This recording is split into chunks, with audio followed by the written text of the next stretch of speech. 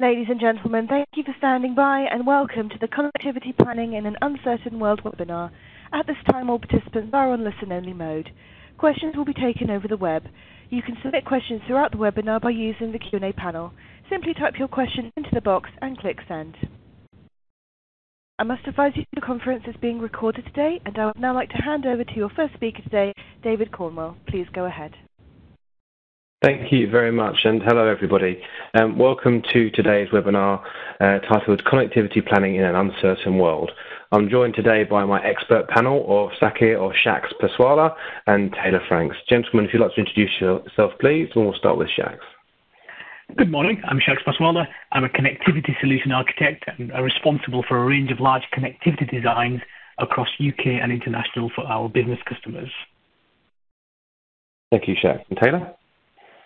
Thanks, Dave. So, good morning, everyone. My name is Taylor Franks. I am a connectivity sales specialist with an O2.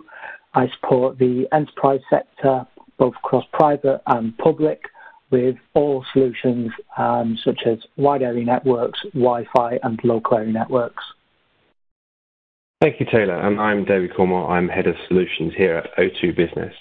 What we're going to talk through today is a little bit on the stages we've seen ourselves and our customers go through over the last 3 or 4 months as we entered lockdown and are now starting to emerge.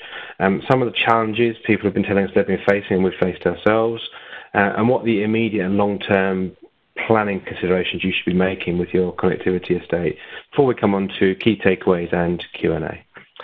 So, if I move on then to the stages of COVID-19 as we're calling it here. So, clearly, really before the actual official lockdown, many of us have been working from home for a few weeks before that. Certainly within O2, we made the decision to have everyone working from home a week or two before that, and only really travel was absolutely essential. And then when official lockdown came, it was home working for everybody. So that's been a huge change in our working lives. It's also been a huge change in the way we actually live our lives. Who would have thought we'd be doing so many online quizzes? And of course, importantly for many of us, changing the way our children are being educated. I certainly underestimated what an impact that would be in our house. But digital technology has improved this experience for many of us. We are able to see the faces of colleagues and family members. We wouldn't have been able to do that. Certainly when I started my career 20 years ago, possibly even 10 years ago, we wouldn't really have been able to do that at the level we can today, where everybody's got a device, or almost everybody's got a device you can have video calls on. So 20 years ago, that wouldn't have been possible. 50 years before that, even speaking to people may not have been possible. Or say 70 years ago, speaking to people may not have been possible. And working from home just wouldn't have been an option for the vast majority. Now, of course, there's lots of technologies and services that have enabled that, and everyone has their own choice of video conferencing device, for example. But it is all underpinned by connectivity, ubiquitous connectivity to every person across the UK, whether that be through a home broadband, Wi-Fi network, or through mobile or whatever else. The result of all that is, from a corporate point of view, many people have switched to remote working overnight.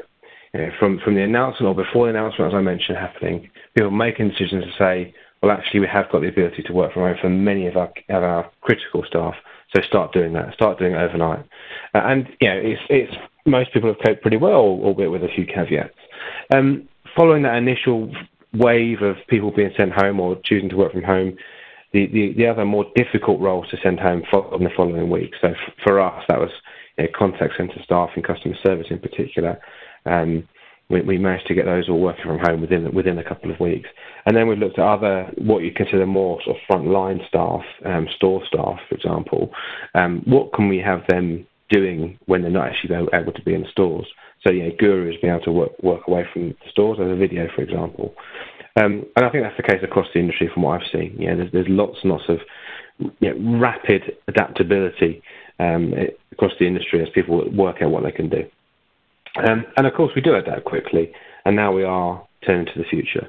We are in the stage beyond the urgency reaction, and where that's that initial send everyone home. When we went to bolster the defensive, which is like, is what we've done secure? Is it stable? Is it enabling people to work in the best way possible? And now we are looking at that build for the future. It's largely accepted that we'll never return to the way we were 6 months ago. And actually, in the short term, we probably won't return to anything like what we were doing 6 months ago. So what does that look like? How do we repurpose or redesign our IT infrastructure to enable to cope with that new demand? I will say that over the last few months at O2, we're very proud of the role we've taken in keeping our partners and our customers and the country as a whole running. We've been able to support people, whether it be through simple things like actually procuring new devices and licenses very quickly. We've had parts to play in other sort of more societal projects like Project Nightingale, things like that. And we're very, very pleased and very proud in the way we've reacted to that. So it's been quite a journey, it's safe to say. So moving on then, and I'll come next to Shax. Apologies. I'll come next to Taylor. Taylor, if you could just talk us through some of the challenges we've faced and our customers have faced in the last few months. Yeah, absolutely. Thanks, Dave. And it relates to some of the elements that you've just discussed there. And we and other businesses and organisations, both the private and public sector, we've almost had an automatic expectation that our end users have good quality broadband. So we send them home, we give them the technology to be able to work from home, but is the actual infrastructure at home and the connectivity of a good quality? And the reality is that poor home broadband is more common than we actually think. We also have to think about the impact that other family members being in the household is having on that connectivity, because we have a full household, our neighbours will have a full household, and that's the same for the street and the whole neighbourhood who will connect to the same DSL exchange. And that then has a massive impact on the potential contention ratios on the connectivity that your end users have, because there's more people and more devices trying to connect and access online technologies and services. And you touched upon it there, Dave, and I know personally, having a 2-year-old, the difficulties that we've faced working from home, parenting and teaching, that's almost meant that we've had to rely on technology to keep our children busy and entertained during this period of uncertainty. Yeah, thanks, Taylor. The virtual schooling thing is really interesting, isn't it? I think everybody's experience is slightly different. For my children are slightly older, being sort of primary school age, but then we've got the challenges not so much of keeping them entertained, but keeping them focused, but also how the bandwidth hogs as they're looking at their maths lesson online or having a virtual Teams conference with their teacher. How do we manage that and make sure that we're all able to do what we need to do effectively? So, Shax, then, coming to you, what would you consider the immediate considerations people should be taking? Yeah, absolutely. So you and Taylor have talked about some of the trends in broadband and data usage and how data usage has increased in home and nationally. What about the trends? I want to talk a little bit about the trends in traffic profiles of organisations. What considerations should you be making and implementing if you haven't already done so? So organisations should be reviewing their infrastructure, trying to predict traffic profile changes and responding accordingly. Is now the right time to implement better monitoring and management tools to predict rather than react to future events? So an example of some of the data you should be looking at and trying to collect is how is your network being used? As people work flexibly from home, what times and days is the network being used? And what are the trends and applications in use now? So all of that information will help you plan your future strategy. And whilst discussing profiles, it's also really important to review your risk profile, which is likely to have completely changed. So in the past, you had users with fixed desktops in an office. Now you have users using laptops, mobile devices, BYOD devices, and these devices are being used in different locations with different challenges and security concerns, which brings a greater risk profile. That data that was potentially stored securely on office PCs and in data centers is now spread out, and it's no longer stored in that bubble, which is a long-term change.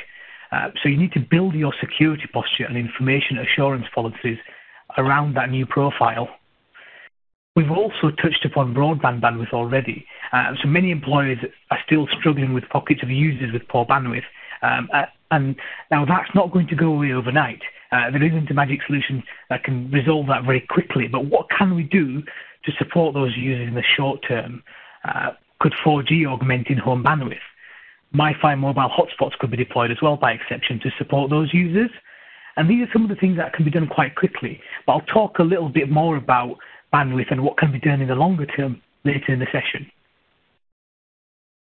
Well, thank you, Shax. I think on the security point, for me, the first step in good security is always understanding your risk profile, which sounds like an easy thing to do, but many people aren't able to do that or aren't aware fully of their risk profile, even when they think they are. So, yeah, I think that's really, really important. Everything in security should be done knowingly. I think the guys last week on the security webinar spoke about some services we have that could potentially help people there. Okay, so I want to come to Taylor next then. And what sort of things should our audience be asking their employees? Yeah, thanks, Dave. And I think as part of this current pandemic that we're in, we need to understand how people have adapted to home working and remote working, whether that is just conversation-led or sending out surveys to see how have they found video and audio conferences opposed to face-to-face meetings. Have they enjoyed working from home? Was the transition set up easy and simple? How have they found utilising different technologies? And what workarounds have they actually completed if they are presented with the challenges? And I suppose the difficulty that we have there with the workaround is, has that potentially presented any security challenges or compliance challenges for business and organisations that we're not necessarily aware of? Or alternatively, I suppose, have they created some workarounds that are something that other home workers could potentially exploit or benefit from? Yeah, thanks, Taylor. It's an interesting topic, actually, isn't it? Asking users what their experience is like. And I was involved in the conversation just yesterday, actually, when we were talking about what it's like going home. And I've been a home worker for 10 or 15 years, so I was like, well, it's pretty much business as usual for me. It's a bit longer. I would normally say I don't like normally spending like more than a week or so continually at home before going to an office and seeing some people. But actually, it's fairly comfortable for me because I've got, I'm well set up for it. But many people aren't. So you haven't made those adjustments, whether it be to the physical environment or to the connectivity, as you say, or even to sort of what they do in-house to make sure the kids don't fix while you're on a video call, for example. So it's a really interesting topic, and everyone's experience is different, as I mentioned, with homeschooling. So it is important to ask how people are coping. What could you do as an organisation to make that experience better for them and make them more productive? So thank you, Taylor. So Shax, as we look to the future, we've obviously done some of our own. Sorry, Taylor. We've also done some of our own research here, haven't we? Which has come up with some fairly interesting statistics. Yeah, absolutely. And as you can see, there's some interesting stats on the screen there. However, some of the other interesting stats that I've actually seen is around how we keep and attract new talent. That stat is around, apart from salary, home working and remote working is actually the next most important consideration for employees. So people are actually looking at this flexible working as their benefit when they're looking at a new job role or existing job roles. And the reason for that is because they believe it makes them happier, which in turn will make them more productive. But as you just mentioned there, Dave, being able to work from home, it has provided such a far superior work-life balance for myself. But also, if your business has any kind of environmental initiatives that you may have over the coming years, imagine those hours that people have been stuck in traffic, in cars, they're now actually hours spent working and again improving that productivity. But that means that we're taking tens, maybe hundreds or even thousands of cars off the road, which is making a massive difference to the environment. Yeah, I think we've all seen we've all felt the difference about fewer cars, fewer planes, which is obviously great. But I think I'll say to our audience here, if you haven't had the chance to ask your users or your internal customers what their experience has been, what they want from the future, then this piece of research is available for you to download, which does give some insight from the 2,000 odd adults, working age adults, we asked these basic questions. I think the 63% being ready for the great escape is a really interesting point. And that really talks about how people would be willing to move more than an hour away from the office, which is interesting from a user perspective. And I'm a result of that. Instantly, I would say I moved away from the southeast when I started at O2 and was a home worker. But also, how does that change your recruitment policy as well? Can you just recruit the best person now rather than the best person within a 14-mile radius of your office? So it has the potential to be quite a massive change for certain roles. Okay, so moving on then. So, Shax, what would you consider to be the longer-term considerations for our customers and for our audience? Absolutely. So thank you, Dave. So over the last few months, we've heard the term the new normal quite a bit. Our research shows that 33% of people expect to work remotely for at least 3 days per week once lockdown is over. So in terms of longer-term considerations, what does that actually mean for you? So it might mean bolstering data center connectivity and VPN infrastructure, but organizations should also be transforming and moving to the cloud wherever possible, so to reduce that reliance on data centers and VPNs, which will benefit in the longer term. We also come back on the issue on broadband. If a user has poor home connectivity, what could organizations consider? So IT departments will be judged on the success and quality of the service. That's regardless of the underlying infrastructure. If a user has poor home connectivity, the IT department will be expected to support. So some of the considerations there are alternative connectivity like dedicated business provided broadband with better performance or SLAs or Wi-Fi hotspots, also upgrading connectivity to FTTC, FTTP, and additionally implementing a policy for remote workers which specifies minimum connectivity standards a user must have. Potentially a 10 meg minimum download speed is required for a user to work from home. Now, Taylor also mentioned the challenges with managing the bandwidth available and the competing uses. So potentially this is where SD-WAN comes in. Now, SD-WAN's been targeted around corporate networks, so that's software-defined one. It's been targeted around corporate networks and offices, but we do expect vendors to start packaging SD-WAN solutions for teleworkers shortly, and that'll provide that SD-WAN functionality with control and prioritization for home workers, and extend those policies out as well, those most important policies that can be extended to the home. Now, Cisco and Meraki have been doing home worker solutions for a number of years as well. They have the Z series, which have auto VPN features. It's not an SD-WAN, but it has a lot of the SD-WAN-like features, simple VPN, and that solution can effectively prioritize corporate traffic over home use traffic. The final point I think is worth considering is around the office environment. So how does the corporate office change? What needs to be considered? At the moment, we're all used to seeing offices with fixed locations, rows of desks.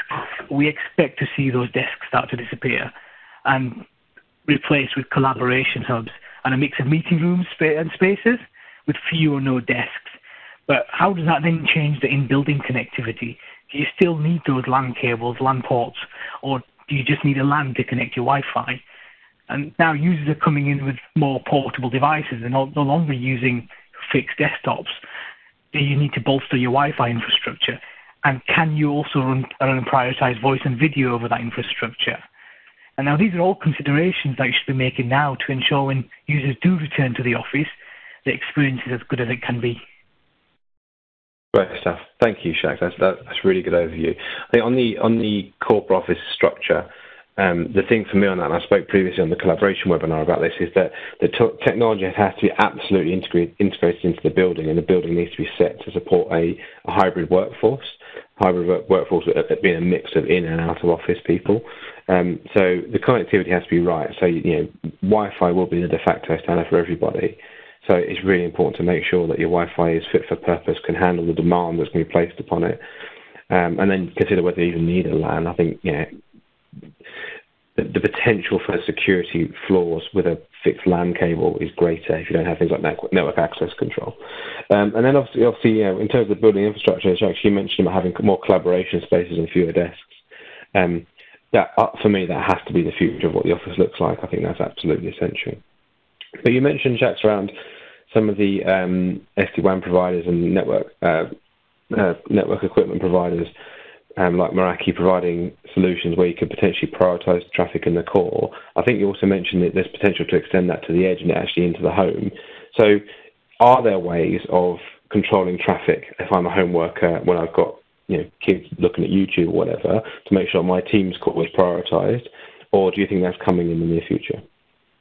Meraki can do that at the moment with some of their technology, but I think the key thing is the SD-WAN vendors. I fully expect the SD-WAN vendors to jump on this on board and start targeting solutions at home workers.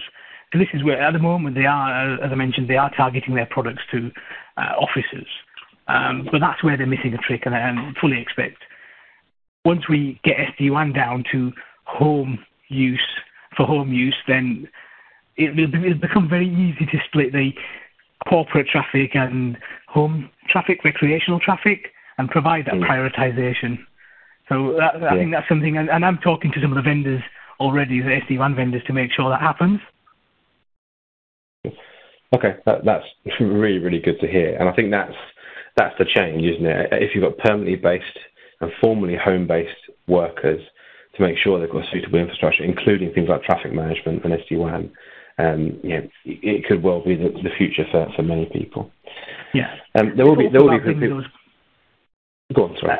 So it's also about bringing the policies as well. So SD-WAN comes with its own policy management and security, which can be very easily pushed down to a home user level rather than just being managed centrally within a cloud. Yeah. And there will be people who are sort of balk at the cost of doing something like that. But to give you some context, now some research from about 8 years ago, from what I remember, that the average cost of providing a desk in the UK was about £7,000 per annum. Once you include the space in the office and actual physical desk and everything else. So when you the two things between the change in the corporate office structure and better technology for users wherever they happen to be are linked in my mind. Okay, so we're coming towards the end of our session today. I'll pass to Taylor now, just to wrap up what you think the key takeaways for our audience are from today. Thanks, Dave. So I suppose when we've gone through this slide deck and we've discussed the different technologies and challenges that we've faced, the three key takeaways for me is looking at network resilience, but not just traditional network resilience where we provide dual circuits into a corporate environment, but actually ensuring the capability for our end users can work from anywhere. We don't know if there's going to be a second wave of the coronavirus, or we don't know if there's going to be another potential pandemic. But what we do need to make sure is our users can work from anywhere on any device at any time. The next element is looking at the home workers' technology. So we've just touched upon it there with Shacks, but it's ensuring that those home workers have the right bandwidth, have the right security, the right hardware, and the right access to the applications that they would do in the corporate environment. It should almost be a seamless experience, whether they're sat at a desk within the office or whether they're sat at the kitchen dining table at home. And then finally, the change in the corporate office infrastructure, moving to that truly wireless environment and providing that seamless experience no matter where you are within the workspace. So no more fighting over LAN cables, no more passcodes or time limits on Wi-Fi access within meeting rooms, but actually giving people kind of the freedom to work from anywhere within the office space. So I suppose the question is, it is now time to create a truly flexible and secure environment for our workforce within the corporate infrastructure. Great stuff. Thank you very much, Taylor. Yeah, I think that's a good summary. The future is now, as we say, and the future in the medium term will probably look quite different to we've seen it in the past, and that means changes in infrastructure. But the good news is, home workers are generally more productive than office workers. They take fewer sick days. They tend to actually just produce more work. But there are some considerations you have to make to make sure that its permanent state is effective as it can be. Okay, so thank you very much, everyone, for joining us today. This is one of a series of webinars. This is the third out of 4, in fact. The collaboration and security webinars have already run, and there are links on the screen to download those. Anyone who's registered for this or any of the other webinars will be sent the links as well, so don't worry. Obviously, I'm conscious the hyperlink is hidden in the slide. So you'll be able to download the others. There's also the digital workplace webinar come up this afternoon at 1:30. Again, I will be hosting that along with a couple of other experts. And then there's some research and white paper for you to download as well. So the stats I mentioned earlier on, or Taylor actually mentioned earlier on, they came from our new era of flexible working study we compiled over the last few months. That will be available to you as well, as is the white paper, as we talk about understanding the new business as usual, or business as unusual, as we're calling it, where myself and Taylor and Shaq and a number of others have contributed to looking at what the future might hold across all the main categories we look at, but work in general, and give some thoughts on what we think that might look like and what we should be doing today. Okay, so we're going to move on to Q&A now, but before we do, our contact details are on screen now. Feel free to link in with us. I'll send us messages through LinkedIn. We'd love to hear from you, love to hear your thoughts on this. We always want to enter the debate on these topics. We're obviously interested to hear other people's views, so please do feel free to reach out. At that point, we'll move on to Q&A. So thank you. I hope you found that useful, first of all. And this will, while we're waiting for a few questions, just to come in, like I said, I just want to say thank you to everyone for attending. These webinars are intended to be short but informative. To not, we're not going to loads and loads of detail in this forum, but we'll be very happy to go into more detail if you want to reach out separately. So we actually do have a couple of questions in. And I'll read it out, and I'll let Shaq and Taylor discuss which you want to answer it. So, first question: the team mentioned VPNs on a couple of occasions. Am I right in thinking that I believe that VPNs have had their day, and that we need to rethink their use?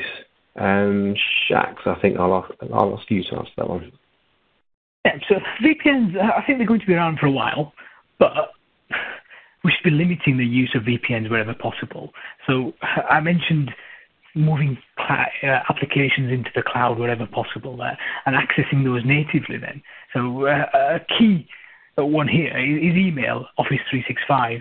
I rarely connect to VPN in my own personal day job unless I have to, unless there's an application that is sat in a secure environment that isn't exposed to the internet. That's where VPNs are still... That's the use case for VPNs at the moment. But generally, I would say encourage users to avoid VPN and host in the cloud where VPN is not required. And it just reduces that reliance and complexity for both end users and for your VPN infrastructure. Yeah, I think that's probably a fair point. I'll ask Taylor for your opinion on it as well in a moment. But I think VPNs may still have their place in some scenarios, but they should not be the default option. And there are other options where you architect your estate. Taylor, do you have anything to add to that? No, I absolutely concur. So VPNs are still going to be around for a while yet. But like we've mentioned, there's lots of cloud-based applications now where we don't necessarily need secure access into them, because we've got the likes of Salesforce, which is a SaaS product, and that's already secure within the cloud environment, and we should be able to access that from anywhere. So whether we're working from a Costa or a McDonald's, wherever it may be, we should still be able to access certain applications. So place a dependency for security onto the cloud provider. So you think like multi-factor authentication, for example. Absolutely. Okay, cool. We've got another question then. This one's slightly longer. Our business is currently weighing up our options about our buildings and our people. We've got everyone working well remotely and don't think that we'll be going back to being fully office-based, at least not for the foreseeable future. We're currently not sure how many buildings we will keep or let go. Can the panel suggest what initial steps we need to take in assessing our connectivity estate and how we start to make savings now or make it flexible enough to cope with what's coming down the road? Taylor, we'll come to you first for that one, please. Yeah, sure. So thanks for that, Dave. So I think it's measuring the amount of bandwidth that people are utilising. It comes back to the question that we asked before in terms of what those home workers' experiences are actually like, because it's all well and good as saying that it looks like we're saving money and we're doing well from a home working perspective, but have we actually understood the experience of all our home workers? We need to understand and make sure that their experience is exactly the same wherever they may be in the country. like Shaq's mentioned, we have products such as SD-WAN, which are evolving, which enables us to manage and maintain bandwidth a lot better and be able to flex up and down. But it's understanding the bandwidth impact that you're currently having on the network, and making sure that the devices people are using remotely are completely secure. So it might be that you're saving money on the connectivity piece, but you're going to have to spend money on a security piece. Cool. Okay. Thank you very much, Sarah. I think that's a pretty comprehensive answer. Shaq, you anything to add? Yeah, just one point around if the immediate objective is to reduce cost in the short term, whilst trying to understand what happens in the longer term, look at potentially the connectivity that you have today and whether any of that is potentially out of term or bandwidth can be reduced, and that might provide some immediate savings if that bandwidth is not required. Yeah, it all starts with reading your contract, doesn't it? Do you have the option to reduce bandwidth if you're sending more people home and your head office data usage has dropped, whereas your data center usage has increased? Could you talk to your provider about making some changes there? Yeah. Okay, thank you. One more question, and I think we're ready to close. The importance of home broadband was touched on during the presentation. Do the panel think that it will become more important in the corporate infrastructure? Do we need to rethink who is a key worker for our business and make sure they are properly connected? Who wants to take that one? In that case, I'll nominate Shaq in that case. Thanks. I'll make a start on it. So the importance of home broadband, absolutely. I think that is going to become critical going forward with the amount of home workers that the country is going to see. Now we have an accelerated rollout of FTTP happening, fibre to the premise, happening across the UK now. There's a lot of competition in that space, so I think that will help significantly because that's a big uplift on what we have today. But it's not going to happen overnight. It's still 2-3 years away before we get enough coverage across the country. I am seeing significant rollout at the moment, which is quite positive. But I don't know when we'll get to the 80s and 90%. But that's a good starting point. But start looking at things like 5G. So 5G is going to be a great option here once we get that coverage as well. So we've got good coverage in certain cities at the moment. And there's 4G coverage. 4G coverage is very good as well across the board, generally. Great. Thank you, Shaq. Taylor, anything to add?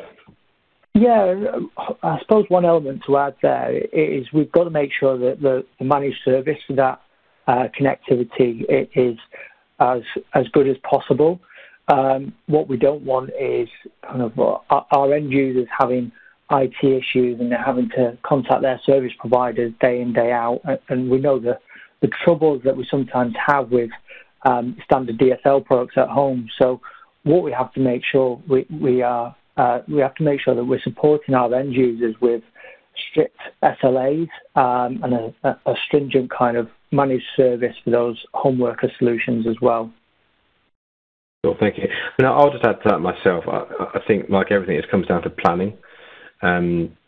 If we were to be facing a situation again, which is entirely possible, certainly in our working lives, it's entirely possible that we're facing some sort of lockdown again, who would your key workers be?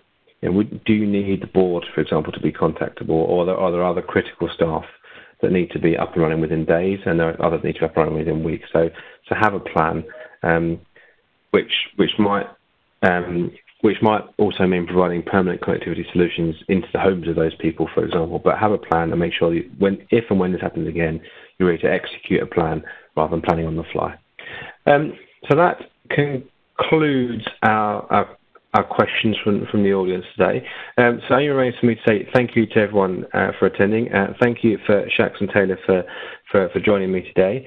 I hope everyone found it useful. Again, we're available on LinkedIn if you want to contact us for more information. But with that, I'll say goodbye and thank you. Bye-bye. That concludes the webinar for today. Thank you for participating. You may all disconnect. Speakers, please stand by.